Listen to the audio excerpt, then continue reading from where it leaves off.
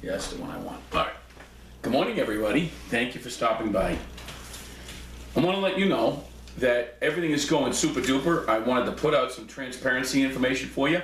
That's how I roll. If I'm going to tell you we need transparency, I need to be transparent myself as an elected official. And I just posted the money I have spent, not all of it, on my campaign.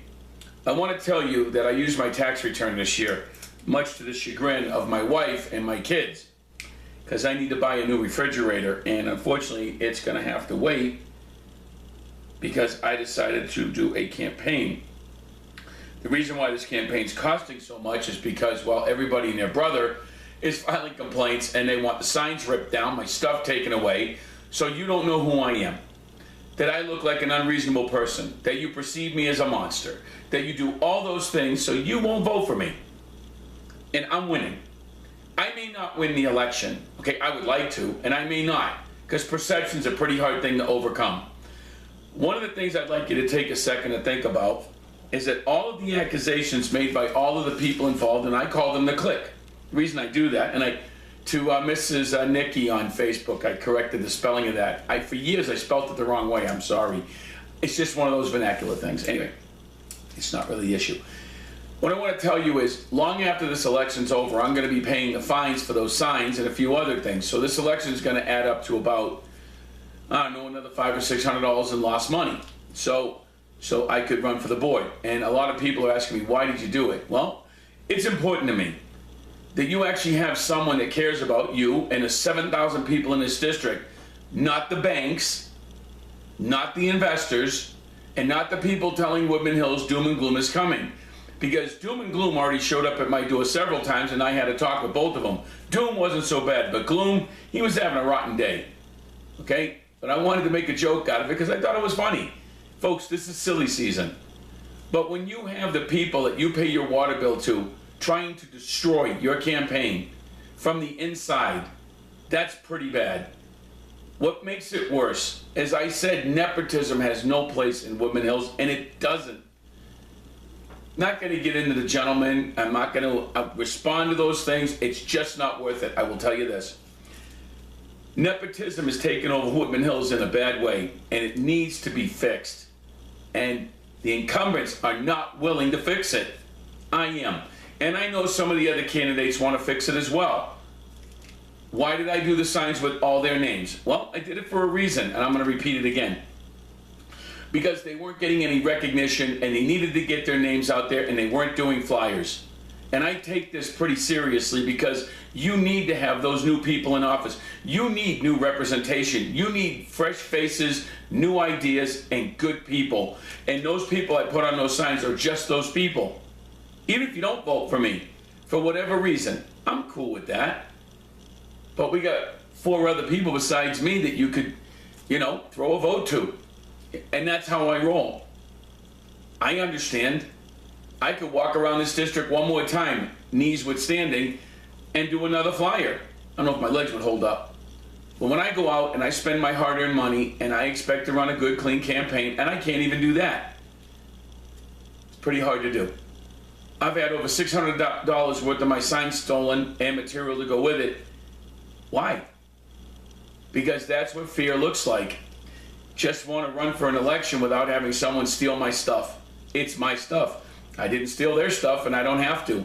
That's what someone told me. They said, you win. You know why I win? Because I didn't lower myself to them. And it's bothering everybody. He's not acting this way. He's not acting the way they said he is. I don't have to. What you think you know about me, you don't know. It's not impersonal. You believed what they told you. You believed all these things. Well, I'll tell you what. I'll make it easy on you while I peel this Band-Aid. Chipboard's not the greatest thing in the world when you're not wearing gloves. Just imagine a world where you had to come home and find out that your husband was being sued for everything he owned, and you were going to lose your house, and your family was in disarray and all that because of it, and you had no money left, and you had no place to turn to and nobody to turn to except the court. Kind of a scary thought, isn't it? But I decided not to get scared. I decided to go smart and think for a minute, who were the people doing it? Guess who they were? Yeah, the same people destroying my signs, the same people calling me everything but a saint, and the same people who don't want you to elect me. And I don't have to get excited. I've earned the trust of at least one family here, and that's more to me than anything. And then if I do get elected, I promised them I wouldn't screw up, because it's real important for me to live up to those promises, because they're counting on me. And that means a ton. That family put their trust in me, and I've known them for a while. And they invited me into their home. Do you know what that means? You probably don't, because you don't know me. I've had 5 people invite me into their home. I didn't make a big deal out of the other ones because they asked me not to. And one gentleman sat with me for over half an hour. People invited me into their home. That's pretty good, huh? That's a humbling experience, considering, right? You got to know who I am in order to trust me. So I want you to ask the other candidates about me, and hopefully they'll have some good things to say. We'll see what happens. I'm sure they'll have some funny things to say. I should hope that the candidates would say some funny things about me. You know, there he is with a trash bag, or, you know, he's lost his mind and he split his head open and gave himself a concussion to win a race and stuff like that. Yeah, so, look, it's an election, and I'm just trying to be an elected official. As you can see, the pushback is from a multi-million-dollar nonprofit organization and the people who stand to lose a lot in this election, just like Trump and Clinton. No one expects me to win, but if I do, you think they cried on election day when Trump won.